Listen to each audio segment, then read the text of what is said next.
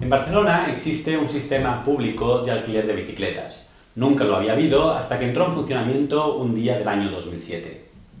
De hecho, cualquier política pública, desde el sistema de alquiler de bicicletas que hemos visto en las imágenes, a los trenes de alta velocidad, las desgravaciones fiscales para los fondos de pensiones, la educación preescolar, la misma seguridad social, la prohibición de fumar en espacios públicos, todas estas políticas públicas no existían hasta que un día vieron la luz.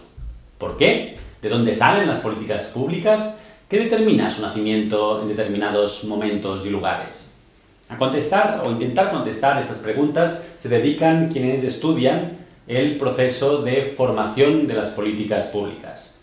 Para ello, hacen uso de diversos modelos que intentan explicar este proceso, siendo uno de los más utilizados el llamado modelo heurístico. Este modelo divide el proceso de formación en un conjunto de fases, y aunque existen diversas versiones, suele contemplar al menos las fases que mencionaremos a continuación. En primer lugar, la fase de formación de la agenda. Es el momento en que se decide qué es un problema público y qué no lo es, y sobre el conjunto de problemas públicos, sobre cuáles actuar y cuáles dejar de lado. Los recursos, el tiempo, la capacidad de atención de los poderes públicos son limitados, por lo que hay una cierta competición entre los problemas para destacar y hallar respuesta en forma de política pública. En segundo lugar, le encontramos la fase de la formulación y decisión sobre la política. Es la fase en que, después de un proceso de debate político y de análisis técnico, se decide qué es lo que se va a hacer concretamente ante el problema planteado.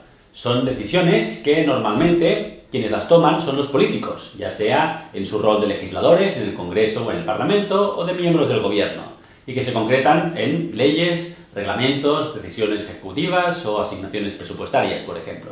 En la práctica, este tipo de decisión lo que implica son cosas como el incremento del salario mínimo, la puesta en marcha de un nuevo servicio para personas sin hogar o una nueva convocatoria de subvenciones, por ejemplo, para la innovación empresarial.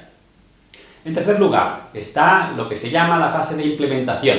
Después de la decisión de hacer algo, llega el momento de hacerlo realmente. Para entendernos, la implementación sería lo que ocurre entre que se ha decidido construir un nuevo hospital y que el hospital está en marcha, en algunos con médicos y pacientes. En algunos casos, como en el incremento de un impuesto, puede ser un paso prácticamente automático. Pero en cambio, en muchas ocasiones, para otras muchas políticas públicas, implica un largo proceso en que la burocracia debe gestionar, contratar trabajadores, aprobar protocolos, hacer contratos con proveedores y tomar muchas otras microdecisiones que al final acaban determinando lo que la política realmente es. Finalmente, una vez la política se ha implementado, viene el momento de evaluarla. La evaluación consiste en analizar qué ha ocurrido, hasta qué punto la política ha solucionado el problema que le dio razón de ser y a qué coste.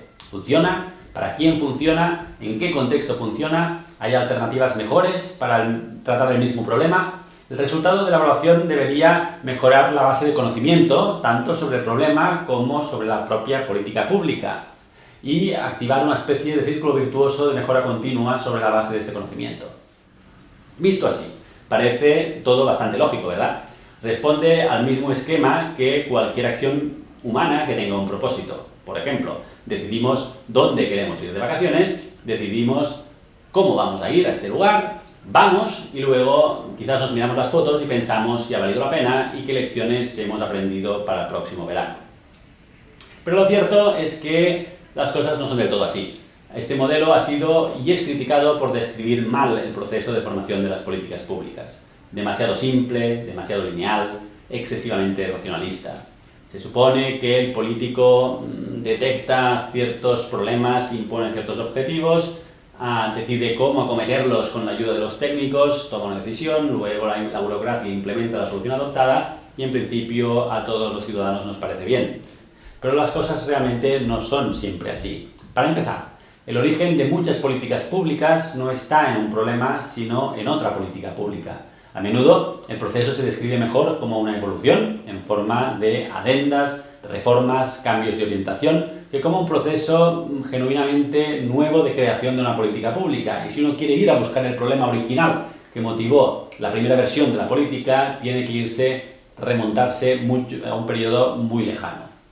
En otros casos, lo que ocurre es que las políticas no se formulan con precisión. No hay una decisión concreta sobre qué se va a hacer concretamente para tratar un problema, sino que los políticos lo que hacen es una formulación más o menos discursiva, más o menos ambigua, más o menos retórica de lo que quieren hacer, y luego se va definiendo sobre la marcha lo que la política pública realmente es a lo largo del proceso de implementación. En este sentido, no habría una fase de decidir qué hacer y una de implementar esta solución, sino que se mezclan de forma que no es fácil distinguirlas.